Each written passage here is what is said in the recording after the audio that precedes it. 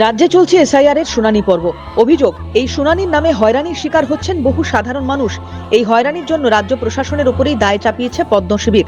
রাজ্যের বিরোধী দলনেতা শুভেন্দু অধিকারীর অভিযোগ, বাংলাদেশি অবৈধ অনুপ্রবেশকারী এবং ভুয়ো ভোটারদের বাঁচাতে রাজ্য সরকার ডেটা এন্ট্রি অপারেটর দেয়নি, যার জেরে সমস্যায় পড়ছেন সাধারণ ভোটাররা।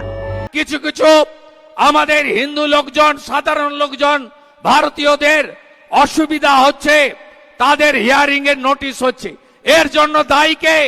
আমি বলবো ইলেকশন কমিশন দায়ী নয়, দায়ী হলো মমতা বন্দ্যোপাধ্যায় নেতৃত্বাধীন টিএমসির প্রশাসন। তো এই মুখ্যমন্ত্রী, এই সরকার এত দাম্ভিক, এরা বাংলাদেশি অবৈধ অনুপ্রবেশকারী মুসলিম, রোহিঙ্গা এবং মৃত ভুয়া ভোটারকে বাঁচানোর জন্য এরা ডাটা এন্ট্রি অপারেটর দেয়নি।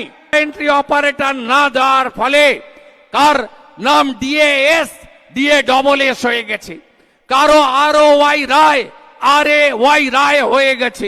যদিও শুভেন্দুর তোলা এই অভিযোগকে নস্যাৎ করে দিয়েছে রাজ্যের শাসক শিবির। তৃণমূলের রাজ্য সাধারণ সম্পাদক কুণাল ঘোষের পাল্টা অভিযোগ, বিভাজনের রাজনীতি করছেন শুভেন্দু অধিকারী। বিভাজনের, ধর্মের নামে বিভাজনের বিজেপির যে রাজনীতি, শুভেন্দু অধিকারী সেই রাজনীতি করছেন, এবং সেটা বাংলার মাটিতে।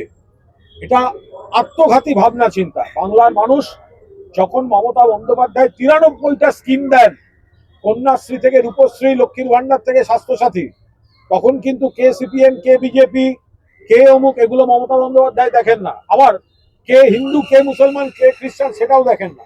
স্বভাবতই প্রশ্ন উঠছে যে এসআইআর এর শুনানির নামে কেন হয়রানির শিকার হবেন সাধারণ ভোটাররা? কোথাও কি অপরিকল্পিতভাবে এসআইআর প্রক্রিয়া শুরু করার জেরেই এই সমস্যা তৈরি হয়েছে? এর দায় কি নির্বাচন কমিশনের নয়? বিধানসভা ভোটে কি এর আঁচ পড়বে? প্রশ্ন রাজনৈতিক মহলের। ক্যালকাটা নিউজ।